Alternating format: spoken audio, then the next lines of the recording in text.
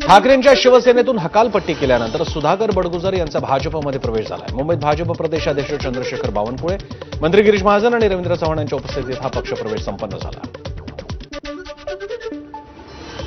भाजपमध्ये पक्षप्रवेश झाल्यानंतर सुधाकर बडगुजर यांनी मानले देवेंद्र फडणवीसांचे आभार. गिरीश भाऊ संकटमोचक आहेत, आपत्ती आली की ते मार्ग काढतात आणि त्यांनी माझा मार्ग काढला, बडगुजर यांनी वक्तव्य केलेलं आहे. मला वाटलं प्रवेश सोहळा उद्या ठरलाय, कार्यालयातच प्रवेश होणार हे माहीत नव्हतं. बडगुजरांच्या पक्षप्रवेशाला यायला उशीर झाल्यानं प्रदेशाध्यक्ष बावनकुळेंचं स्पष्टीकरण. आमदार सीमा हिरे यांचा सुधाकर बडगुजर यांच्या भाजप पक्षप्रवेशाला विरोध कायम. सीमा हिरे पक्षप्रवेशालाही अनुपस्थित. सुधाकर बडगुजर यांच्या सोबतच नाशकातल्या आणखी काही बड्या चेहऱ्यांचाही भाजपमध्ये प्रवेश. माजी मंत्री बबनराव घोलप, दिलीप दातीर यांच्यासह अनेक जण भाजपमध्ये.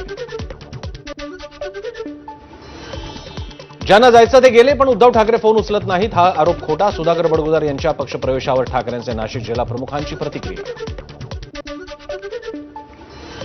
नाशिकमध्ये शिवसेना अभेद्य आणि मजबूत. सुधाकर बडगुजर यांच्या भाजपातील पक्षप्रवेशावर संजय राऊतांची प्रतिक्रिया. बडगुजर वगैरे आमच्यासाठी फार लहान विषय असल्याचीही राऊतांची टीका. बडगुजरांचा प्रवास हिंदुत्वाच्या दिशेनं सुरू आहे. बडगुजर यांच्या भाजप प्रवेशावर नितेश राणेंची प्रतिक्रिया. बडगुजर यांचा व्हिडिओ विधानसभेत सादर करत नितेश राणेंनीच बडगुजर यांना ठरवलं होतं देशद्रोही. सुधाकर बडगुजर यांच्या पक्षप्रवेशावरून सुषमा अंधेरींची टीका. सलीम कुत्ताच्या पार्टीतल्या बडगुजर सारख्या पापी जीवात्म्यांचा हैदोस बघून नितेश राणेंचं पित्त खवळलं होतं. अंधारेंचा राणेंना चिमटा. जे भाजपसोबत गेले त्यांना सोबत घेऊ शकत नाही. दोन्ही राष्ट्रवादी एकत्र येण्याच्या चर्चांवर शरद पवारांचं मोठं वक्तव्य. गांधी, नेहरू, फुले, शाहू, आंबेडकर यांच्या विचारांना सोबत घेण्याचंही पवारांचं वक्तव्य.